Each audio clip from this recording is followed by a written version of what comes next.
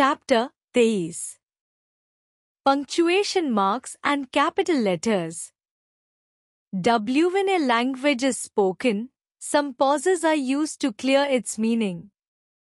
In the written language, these pauses are indicated by punctuation marks. Without punctuation marks, it is difficult to understand the meaning of sentence. There are few punctuation marks, which are discussed below along with their usage rules. जब कोई भाषा बोली जाती है, तो इसका अर्थ स्पष्ट करने के लिए कुछ विराम चिन्हों का उपयोग किया जाता है। लिखित भाषा में इन विराम चिन्हों द्वारा इन ठहरावों को दर्शाया जाता है। विराम चिन्हों के बिना वाक्य का अर्थ समझना मुश्किल होता है। नीचे कुछ विराम चिन्ह दिए गए हैं, जिनके उपयोग के नियमों के साथ चर्चा की गई है। यह पैराग्राफ बताता है कि बोली गई भाषा में विराम चिन्हों के बिना अर्थ को समझना कठिन हो सकता है और लिखित भाषा में ये चिन्ह अर्थ स्पष्ट करने में मदद करते हैं। Comma. It shows that there is a short pause in the sentence. यह दिखाता है कि वाक्य में छोटा सा विराम है। यह पंक्ति बताती है कि कॉमा का उपयोग वाक्य में छोटे विराम को व्यक्त करने के लिए किया जाता है। It is used. इसे उपयोग किया जाता है। To write lists, to separate a series of words in it. सूचियां लिखने के लिए, इसमें शब्दों की श्रृंखला को अलग करने के लिए। यह बताता है कि कॉमा का प्रयोग सूचियां बनाने और शब्दों की श्रृंखला को अलग करने में किया जाता है। Example: I would like to have apples, grapes, berries, cookies and a glass of juice. उदाहरण: मुझे सेब, अंगूर, जामुन, कुकीज और एक गिलास जूस चाहिए। After introductory words or clauses. प्रारंभिक शब्दों या क्लॉज के बाद।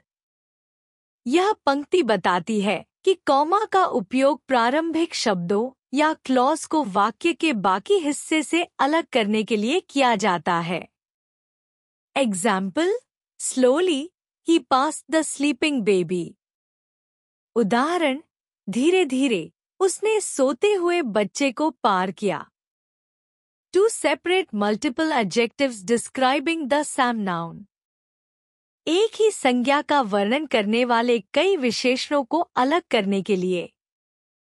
यह पंक्ति बताती है कि कॉमा का उपयोग एक ही संज्ञा के बारे में कई विशेषणों को अलग करने के लिए किया जाता है। Example: It was a warm, bright, sunny day. उदाहरण: यह एक गर्म, चमकदार, धूप वाला दिन था।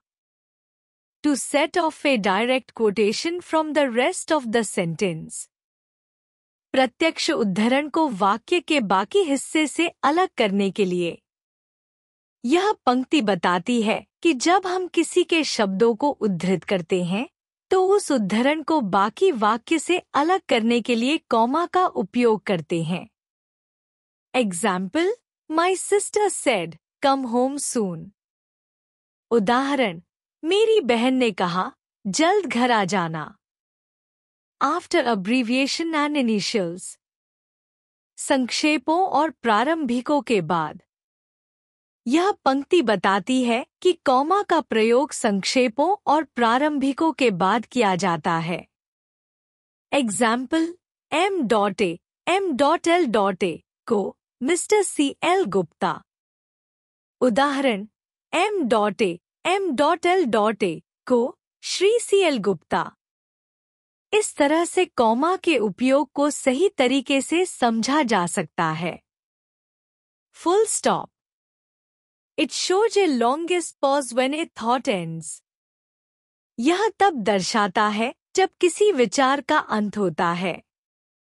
यह पंक्ति बताती है कि फुल स्टॉप का उपयोग तब किया जाता है जब किसी विचार का समापन होता है।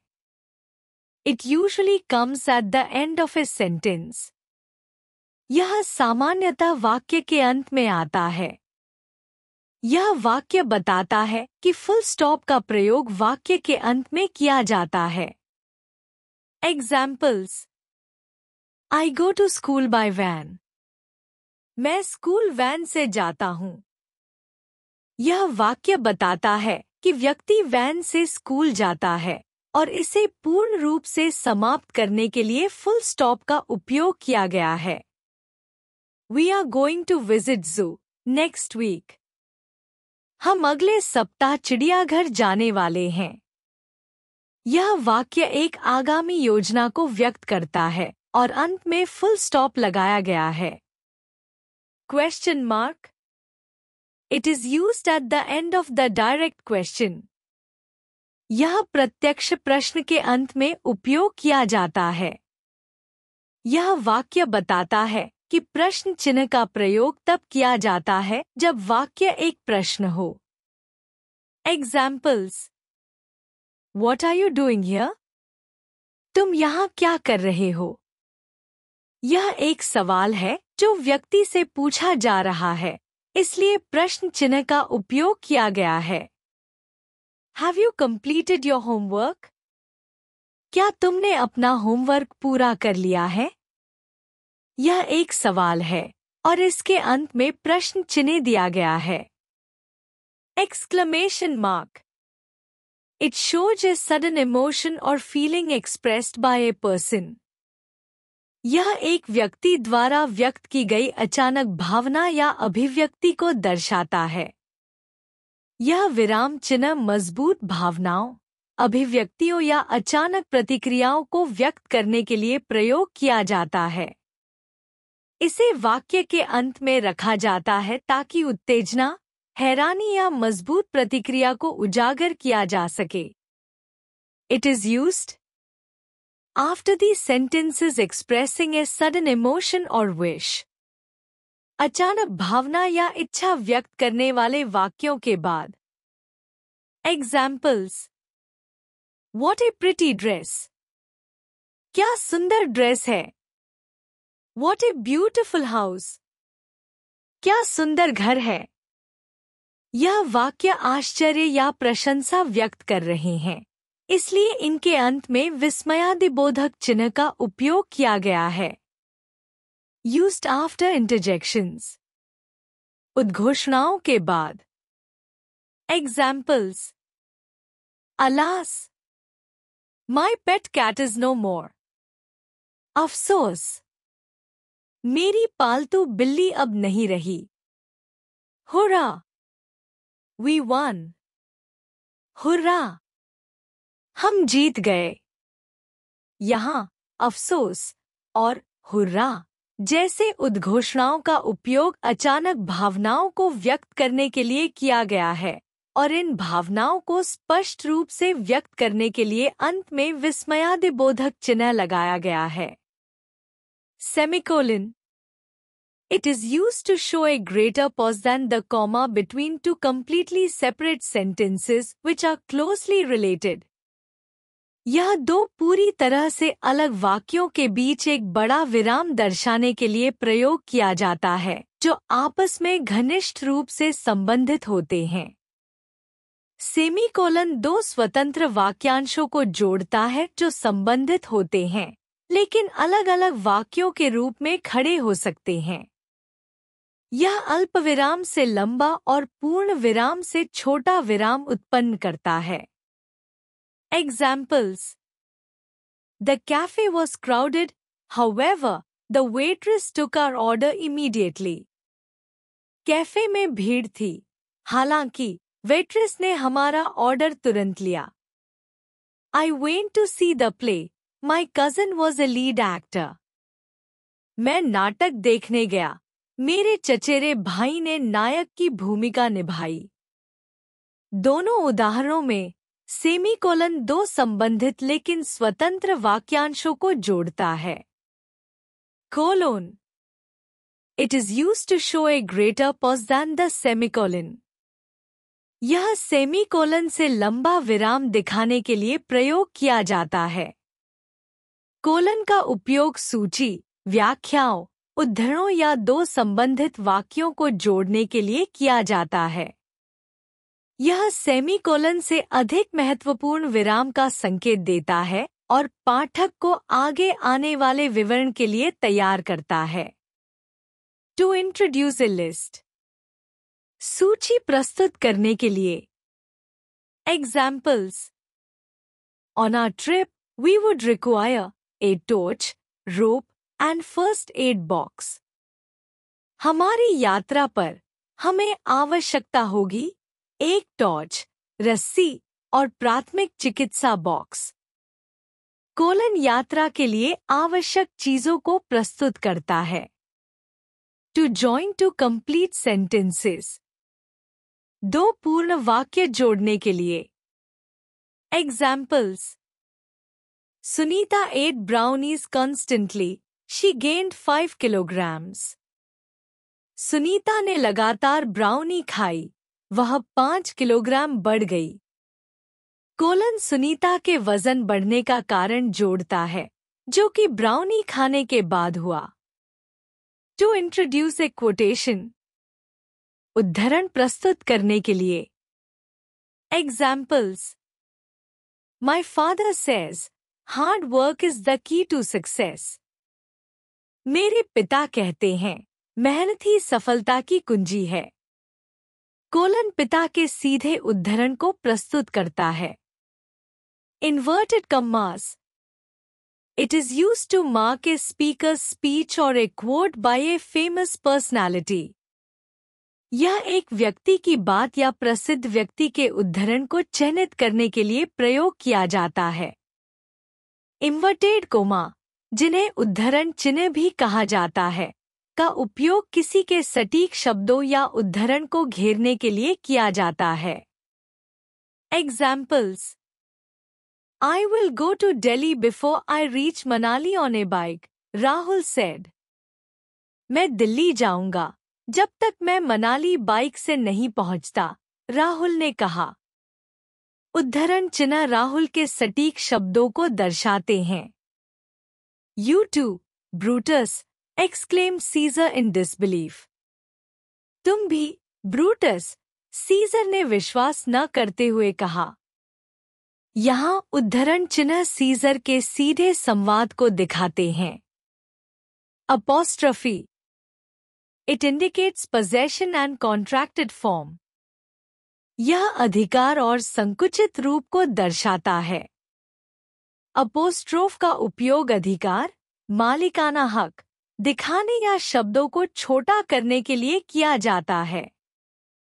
यह व्याकरण और विराम चिन्ह दोनों में महत्वपूर्ण भूमिका निभाता है। It is used to show the omission of a letter और लेटर्स, किसी अक्षर या अक्षरों की छूट को दिखाने के लिए। Examples, don't, I've, can't, etcetera. Don't, I've, can't आदि। अपोस्ट्रोफ संकुचन में गुम हुए अक्षरों को दर्शाता है, जैसे don't, do not, I've, I have और can't, cannot. To denote the possessive case of nouns, संज्ञाओं के अधिग्रहण मामले को दर्शाने के लिए। Examples, Rajat's hat, the dog's food, Siya's house, etcetera. Rajat की टोपी, कुत्ते का खाना, सिया का घर आदि। अपोस्ट्रोफ यह दिखाता है कि किसी चीज का स्वामित्व या अधिकार किसी व्यक्ति का है। To form the plural of letters and figures, अक्षरों और संख्याओं का बहुवचन बनाने के लिए। Examples, add 2 6s and 4 3s, 2 6s और 4 3s जोड़े। यहाँ अपोस्ट्रोफ का उपयोग यह दिखाने के लिए किया गया है कि संख्याएं बहुवचन हैं। Capital letters, capital letters are used in the following cases. Capital letters निम्नलिखित मामलों में उपयोग किए जाते हैं। To begin a sentence and each fresh line of poetry, वाक्य की शुरुआत करने के लिए और कविता की प्रत्येक नई पंक्ति के लिए। यह बताता है कि वाक्य के पहले शब्द और कविता की हर नई पंक्ति के पहले शब्द को बड़े अक्षरों से शुरू किया जाता है। Example: My brother enjoys playing football. मेरा भाई फुटबॉल खेलना पसंद करता है। यह वाक्य बड़े अक्षर M से शुरू होता है क्योंकि यह एक वाक्य की शुरुआत है। Twinkle twinkle little star. Twinkle twinkle little star. यह कविता की पहली पंक्ति है और इसके पहले शब्द twinkle को बड़े अक्षर से लिखा गया है। To begin all proper nouns and their adjective forms. सभी विशेष संज्ञाओं और उनके विशेषण रूपों की शुरुआत के लिए। यह बताता है कि सभी विशेष संज्ञाओं और उनके विशेषण रूपों को बड़े अक्षरों से शुरू किया जाता है। Examples: Delhi, Raju, Africa, African, Shakespeare, Sunday, December, etc. Delhi, Raju, Africa, अफ्रीकी, शेक्सपियर, रविवार, दिसंबर, आदि। To begin all nouns and pronouns which indicate the deity. सभी संज्ञाओं और सर्वनामों की शुरुआत के लिए जो देवता को दर्शाते हैं। यह बताता है कि जब देवता या उनकी स्थिति का उल्लेख होता है तो उनके नाम और सर्वनामों को बड़े अक्षरों से लिखा जाता है। Examples: The Lord, He is the God. प्रभु, वह भगवान है। यहाँ the Lord और God को बड़े अक्षरों से लिखा गया है क्योंकि ये देवता को दर्शाते हैं। Names of languages like Hindi, English, Spanish, etc. भाषाओं के नाम जैसे हिंदी, अंग्रेजी, स्पेनिश आदि। यह बताता है कि सभी भाषाओं के नाम बड़े अक्षरों से शुरू होते हैं। Nationalities also start with a capital letter: French, Indian, Spanish, Japanese, etc. राष्ट्रीयताओं के नाम भी बड़े अक्षरों से शुरू होते हैं: फ्रांसीसी, भारतीय, स्पेनिश, जापानी आदि। यह बताता है कि सभी राष्ट्रीयताओं के नामों को बड़े अक्षरों से लिखा जाता है। Names of streets, buildings and parks: Central Park, Empire State Building, etc. सड़कें, इमारतें और पार्क के नाम: Central Park, Empire State Building आदि। यह बताता है कि सभी सड़क, इमारत और पार्क के नाम बड़े अक्षरों से शुरू होते हैं। निष्कर्ष: पंक्चुएशन मार्क्स, विराम चिन्ह का उपयोग वाक्य के अर्थ को स्पष्ट करने के लिए किया जाता है ताकि भाषा को समझना आसान हो सके। कॉमा, सूची बनाने, वाक्य के भीतर शब्दों को अलग करने और अव्यक्त वाक्यांशों के बाद इस्तेमाल किया जाता है। फुल स्टॉप, डॉट यह वाक्य के अंत में प्रयोग होता है जब विचार समाप्त होता है।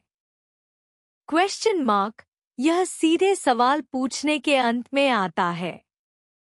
एक्सक्लेमेशन मार्क, यह अचानक भावनाओं या इच्छाओं को व्यक्त करने के लिए प्रयोग किया जाता है। सेमीकोलन, आंख मारता स्माइली, यह दो संबंधित स्वतंत्र वाक्यों के बीच बड़े विराम के रूप में प्रयोग होता है। कोलोन, हैप्पी स्माइली, उदास स्माइली, यह सूची प्रस्तुत करने, पूर्ण वाक्यों को जोड़ने और उद्धरण प्रस्तुत करने के लिए प्रयोग किया जाता है। इन्वर्टेड कॉमास, उदास स्माइली, यह किसी व्यक्ति के कथन या प्रसिद्ध उद्धरण को चिन्हित करने के लिए इस्तेमाल होते हैं। अपॉस्ट्रोफी, उदास स्माइली, यह शब्दों में अनुबंध या स्वामित्व दिखाने के लिए प्रयोग होता है। कैपिटल लेटर्स, प्रारंभिक अक्षर, का उपयोग विशेष स्थानों पर किया जाता है।